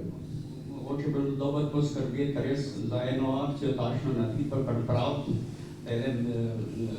to se pravi v Argentini, na Avstraliji bilo te pripravi, že prej pripravo kakšno narediti, da bi bila rečna udeležba, recimo, kaj je glasovanje na parlamentu. Udeležbe je tukaj 10-12%. Kar je možno. Je pa to ogromno problemov z naslovi, da ne bomo zdaj samo krivili pač te volilne organe, pa tudi, kde so naši državljani, gredo v tujino, se preselijo, pač se ne ve, kje živijo. In tudi ne moreš poslati glasovnice. Nekateri to sporočajo. Tamle za vami je še en gospod roko zdignil, če date še možnost drugim. Hvala. Lep pozdrav, sem Zlatko Novak in sem eden izmed mnogih, ki smo ostali v središčnem v Celju. Pa me zanima, če ravno je zdaj, še 2 meseca do volitev, je možno kakšno presenečenje našega slovenskega krivosodja, oziroma kako je se to zadevo? Mislim, Mislite v tem smislu, da bi bila oprostilna sodba razveljavljena, pa spremenjeno obsodilno? Ne, to ni možno. Možno je razveljaviti, ni možno pa narediti obsodilno pravnomočno. To v tem času ni možno. Pa tudi, mislim, da to ni načrt. Mogoče je načrt zavlačevati, ne, sej. Sodnica je to oprostilno sodbo pisala 6 mesecev. Rok je 30 dni, zdaj se 6 mesecev. Očitno je možno, da je načrt pač razveljaviti, pa pol zastaviti. Kot so naredili že marsikaj. Ni pa to možno dovoliti.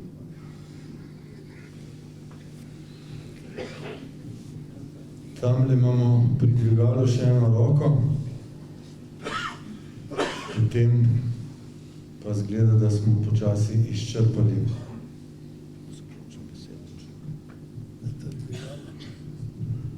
Dober večer, jaz bi pa vprašal, zakaj pa morajo biti predčasne volitve? 3 mesece se že ve, oziroma 4, kdaj bojo volitve, kjer dan bojo, da se ne more človek organizirati, bom šel pa na tale dan moram. Da je treba preči teden ropotati s tistem predčasnim volitvam, pa golfati, pa ne pa.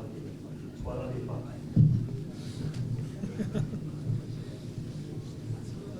Ja, gledajte, sej, ne bilo nič narobe. Zdaj, tisti 3 dnevi predčasne glasovanja so za ljudi, ki pač v nedeljo ne morajo. Bodi si, da morajo iti nekako službeno pot, pa seveda pol eni si nočejo vikenda pokvariti, pa gredo prej. S tem ne bilo nič narobe, če bi se sproti štelo, razumete? Kar je čisto enostavno. In bolj so proti temu, bolj je pač zadeva sumljiva. Vse, ki jih poznate, vsem recite, pejte v nedeljo. To je zaenkrat edino obrambo. Takole, naj bo to zadnje vprašanje strani staroste.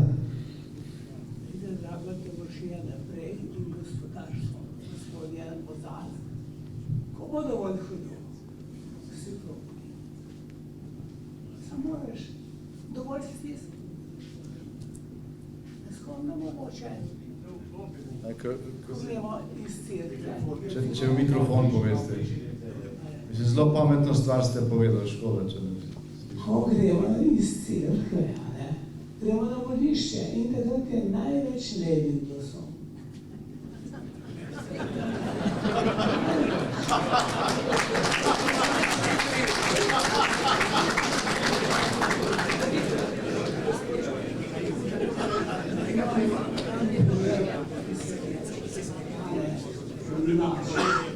Da se prvo odločitvi občinskih oblasti, ne tak, ki je verlične, gasinski. Se kar daje društvo ugaz, ne more izključiti občinskega poveljnika, zato ker je šel v Haidu, naj mikrofon, ampak je on povedal, poveljnik je povedal, ker je bil pač našto društvo. A nisem imela benga človeka, dajte bi poslušali, nobenih arhivov ni nič četne. Sada to nismo naši. Moramo biti naši. Tako, hvala lepa tudi za vaše misli.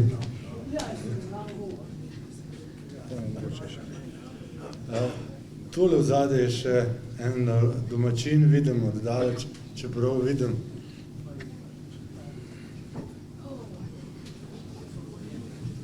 Andrej Repič, zdaj gospodaram, pašo, kakšno je pogled na zunanje politika, pa kakšno strategijo zadev z novo. Pa bili smo hoteli zaključiti. Dva stavka. No, vseeno, to, kar je prej gospod rekel, pa niste slišali, njegov prvi stavek je bil, ko bo dovolj hudo, bodo že prav volili. Glejte, zakaj bi morali čakati tako dolgo? Ker lahko je še huje, absolutno, potem se izkopati iz tiste lugne, je pa tudi hudo. Vse smo že enkrat to delali, 2012, 2013. Slovenija skoraj bankrotirala, pa je bilo treba vse porezati, skrajševati porodniško, ZUJF in tako naprej, zato da nismo bankrotirali. Ne želite si tega.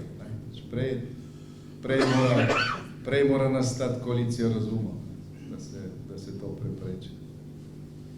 Kar se tiče zunanje politike, morali bi organizirati posebno srečanje, da to malo obdelamo, ker se veliko dogaja. Ker se veliko dogaja in smo v nekem času, ko nič več ni samoumevno.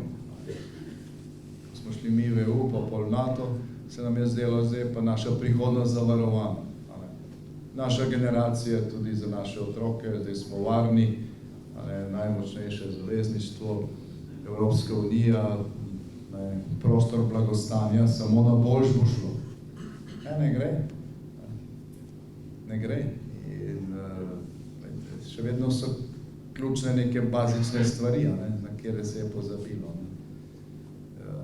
Lastna suverenost, lastna moč, predvsem gospodarska, tudi obrambna. Nobenih garancij ni, da te bo kdo drug prišel braniti. Sploh pa ni nobenih garancij, da bo kdo drug plačal tvoje račune. Sami bomo morali, tudi če ti kdo posodi, moraš vrniti. Vračamo vsako leto milijarde, ki smo si jih sposodili, včasih pa zapravili. To je zdaj ključno. Slovenija ne more vplivati na dogajanja med velikim. Moramo pa delati vse, da ne bomo spet postali drobiž na mizi, ko bodo veliki trgovali med sabo. Ker to se je že začelo dogajati. Glejte v Ukrajino. Ukrajina je imela po razpadu Sovjetske zveze. Ukrajina se je osamosvojila z referendumom, tako kot mi. Vse ukrajinske regije so imele fantastične rezultate plebiscitov. Tudi na vzhodu, tam, ko pravijo, da je rusko. Tudi tam so imeli referendume in vse ukrajinske regije so glasovali ne za Rusijo, ampak za pač Ukrajino. Tisti, ki pravijo, da se je to Rusom vzelo. Nič se jim pač ni vzelo. Res je, da so pač deli Ukrajine, kjer je mešano prebivalstvo, kar se jezika tiče. Ampak so vsi glasovali za Ukrajino. In Ukrajina je imela druge največje zaloge jedrskega orožja. Druga največje število jedrskih konic. Zdaj ima tretje. Amerika je bila prva, Ruska federacija, to, kar je ostalo. Druga in pa ni bila Kitajska, bila je Ukrajina. In so jo stisnili, češ tukaj, da ne bo to orožje pod slabim nadzorom in Ukrajina se je odpovedala jedrskemu orožju. In Ruska federacija, Združene države, Francija, Velika Britanija so leta 1994 v Budimpešti podpisale memorandum o garanciji Ukrajini v zameno za da se odpove jedrskemu orožju, so te države garantirale nedotakljivost ukrajinskih meja. No, ampak potem so jim najprej zasedli Krim, in nihče ni s prstom mignil za njih. Ko so jim zasedli del vzhodne Ukrajine, pač so bile obsodbe neke sankcije, nič posebnega. Ko je februarja 22 Rusija hotela zasesti celotno Ukrajino in tudi ni noben kaj dosti pomagal na začetku, pa na začetku bi se dalo. Zdaj je pa tam umrlo na 100,000 ljudi, verjetno milijon. 10 milijonov beguncev, če greste v Ukrajino, pejte na pokopališča, jih ne boste najdli, ker je vse okoli posuto z grobovi. Strašno ceno so plačali. No in zdaj se veliki pogovarjajo o miru, o mirovnem sporazumu, o prekinitvi ognja. In seveda trguje se z ozemljem. Pravi, in situacija je takšna, da Ukrajina potrebuje prekinitev ognja. Ampak zgodovina nas uči tam, kjer bo tisti dan, pa tista situacija, ki bo nastala na ozemlju, takrat, ko se bodo pač prekinile sovražnosti, tam bo pol mene. Tako ali drugače. Se pravi, nobenega mednarodnega reda v smislu pravičnosti, zgolj interesi velikih. In velika iluzija je, da bo kaj bistveno drugače. To, da je vseeno nastala Evropska unija, pa to zavezništvo, pa to je posledica strašne cene, ki jo je zahodni svet plačal po 2 svetovnih vojnah. In Evropsko unijo so zgradili državniki, ki so imeli te izkušnje, ki so vedeli, kak disaster je bil, koliko ljudi je umrlo, vsi so imeli v družinah padle v drugi svetovni vojni ali na drugi strani in so se zavedali, kaj pomeni mir. Zdaj pa Evropo vodijo voditelji, ki so bili rojeni v blagostanje. Še vzeti tisti na zahodu, gledajo ankete, denar, interese, noben se več ne spomni, ali pa ne znajo se vživeti v situacijo, mi se mogoče še znamo, ker smo tudi nekaj hudega skušali, ko se pogovarjali z zahodnjaki, gledajte, to je tako, za njih je to roman. In so pol tudi odločitve takšne. In so zapeljali Evropo v odvisnost od ruskih energetskih virov, od pocen kitajskih izdelkov in smo uničevali lastno industrijo in od ameriškega varnostnega dežnika. Zdaj je pa prišel vihar in pol so vsi jezni, kot Trump pravi, vi nič ne pomeni. Pač, grdo od njega, ampak to je realnost. To je realnost. In gledajte, v naslednjih mesecih, ne letih, verjetno v mesecih se bodo dogajale stvari, ki bodo lahko usodno vplivali tudi na našo prihodnost. Na to, ali bo še Evropska unija, ali ne bo. Ali bo NATO, ali ne bo. Če se ne bodo zmenili glede Grenlandije, potem bo NATO razpadlo. Ker NATO brez Združenih držav ne pomeni nič. Evropa lahko zgradi čez 10 let močno lastno obrambo, ampak čez 10 let, ko se bodo vse te iluzije pokopale. Danes narediš anketo v Nemčiji, Franciji, ali se za obvezno služenje vojaškega roka 15% je za. Pa še to so ženske, več ali po nas je nekoliko boljše. To je podcenjevati ameriškega predsednika je velika neumnost. Lahko misli o njemu karkoli. Tudi jaz se ne strinjam s marsičem, recimo Grenlandija je strateška točka, veste zakaj? Zato, ker se led topi, pa je severna plovna pot do Južne Azije. Južna Azija je pa danes ekonomsko srce globalne ekonomije. Dodana vrednost Evrope je majhna, Amerike je večja, Južna Azija ima rast 5 do 10%, ne sem Kitajska tudi. Vse ostale države nimajo problemov z demografijo pa s penzijskimi reformami kot mi. In to, da ladja za 1000 kontejnerji pride po severni strani do potrošnika severnomorskih evropskih pristanišč, 3-krat prej, kot če bi šlo tam okoli. Tisti, ki ste z ekonomije, pa veste, kaj pomeni cena, pa transport in tako naprej, to je danes strateška točka. Da ne govorimo o tem, kako je pomembno, ki imaš jedrske podmornice pa raketna izstrelišča.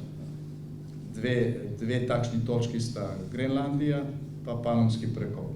Zato je Amerika obnovila Monroejevo doktrino, po domače rečeno, zahodna polobla je naša soseščina, ne dirajte, ne odtikajte se to. In to bomo mi z vsemi sredstvi posedli in to delajo. To ni nekaj novega, oni so samo obnovili Monroejevo doktrino. Ampak kar se Grenlandije tiče, v smislu varnosti bi se to dalo znotraj NATO rešiti. Danska v NATO je lojalna zaveznica, ena od redkih evropskih držav, ki ima spodobno vojsko.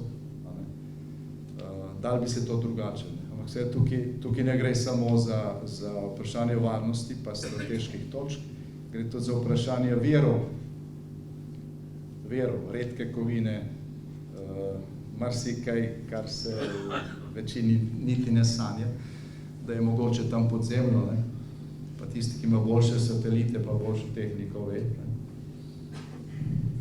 Združene države v tem obsegu, kot so zdaj, ne, niso nastale zgolj tako, da so se belci tja selili, pa so Indijance pregnali, pa to, kar vidite v kavbojskih filmih. Oni so tudi kupili Aljasko, to se mogoče še ve, ampak kupili so tudi Florido. Florida je bila španska, to je Amerika kupila leta 1819 za 5 milijonov. To je danes manj kot milijarda preračunano. Pa kupili so, mislim, da Pensilvanijo od Francije, kupili so od Mehike del ozemlja, niso vse zasedli za vojsko, kupili so tele velikonočne otoke, ne vem že od koga. In zdaj hočejo kupiti Grenlandijo. Nič se kaj dosti ni spremenilo. Ne zaradi varnosti. Varnostno vprašanje bi lahko rešili znotraj NATO. Tam so redke kovine, druge, Grenlandija večja od Aljaske, kakor vem. Ampak gledajte, če bi se Evropa tega pomena zavedala, pa tam bi mogoče že kopala, ne? Pa se noben ni zanimal za to, zdaj, ko je Trump rekel, zdaj pa to, pa smo še mi poslali 2 vojaka.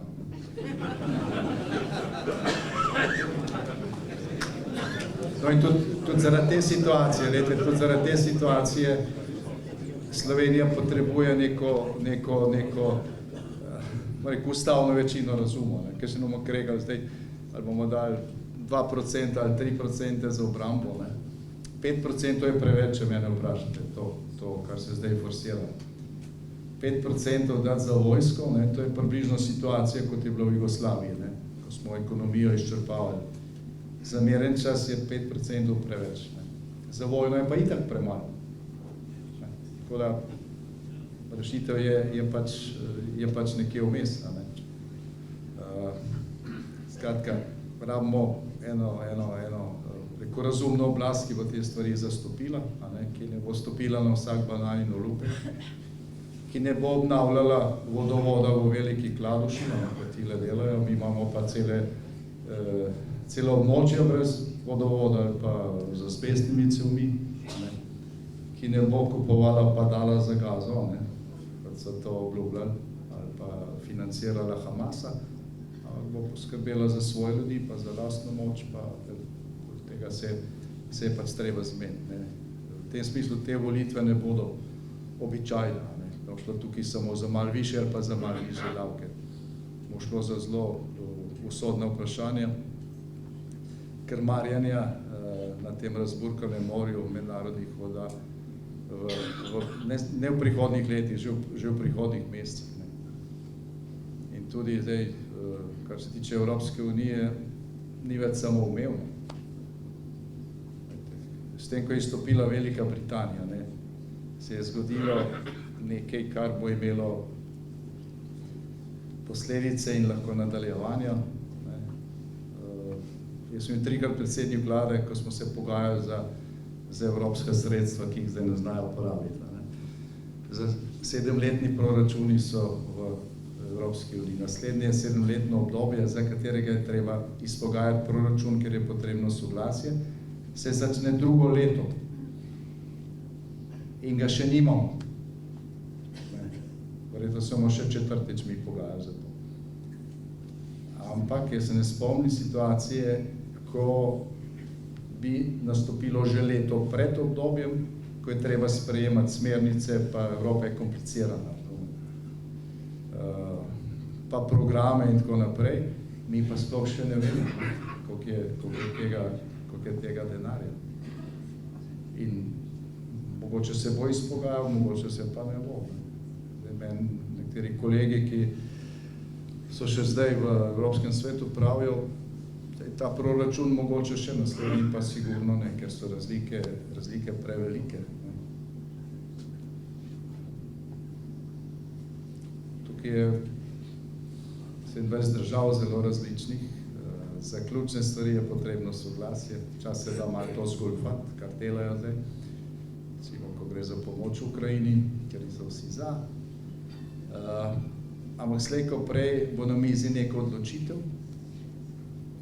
ki je bo treba sprejeti, pa se ne bo dalo. To je tam konca Evropske unije. Jaz upam, da do tega ne bo prišlo, se pa bojim, da smo zelo blizu. Ko greste v trgovino, kupite še kako konzervo več. Pa vas ne želim strašiti, ne, ker z neko pametno politiko, tudi če se to zgodi, imamo vlastno državo, ne, imamo potencial, Slovenci smo dokazali, da se znajdemo tudi v težkih razmerah, lahko najdemo nova zavezništva, ne.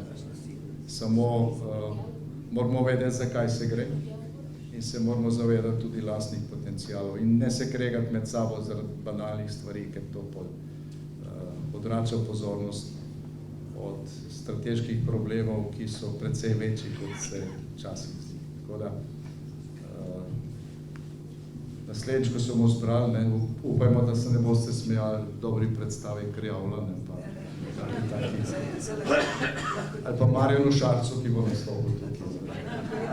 Ampak zato, ker bomo v boljšem položaju, ne, pod boljšim vodenjem in z več optimizma, ko bomo gledali prihodnost. Hvala lepa in veliko rad.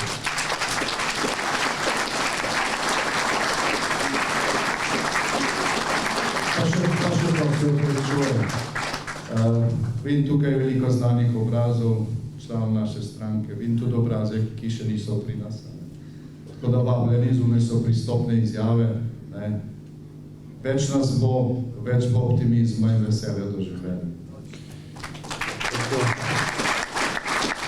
Hvala lepa zbrano občinstvo za to, da ste se danes podružili z nami. Sedaj nam bojo moški pevski zbor, prijatelji, zapeli še eno, vendar nikar ne odhajate. Tako kot je predsednik povedal, se bomo kasneje v teh prostorih od zadaj še podružili, kakšno rekli, o prigrizkih in dobri kapljici. Na voljo so pristopne izjave in pa tudi seveda zanimive knjige, ki si jih lahko kupite in jih potem veselo prebirate doma. Še enkrat hvala. Upam, da ste bili z današnjim pogovornim večerom zadovoljni. Hvala obema govorcema in verjamem, da nas boste na prihajajočih volitvah podprli, tako da je zmanjkalo besed in na vrsti je pesem. Se vidimo kasneje v prostorih tam čez. Srečno.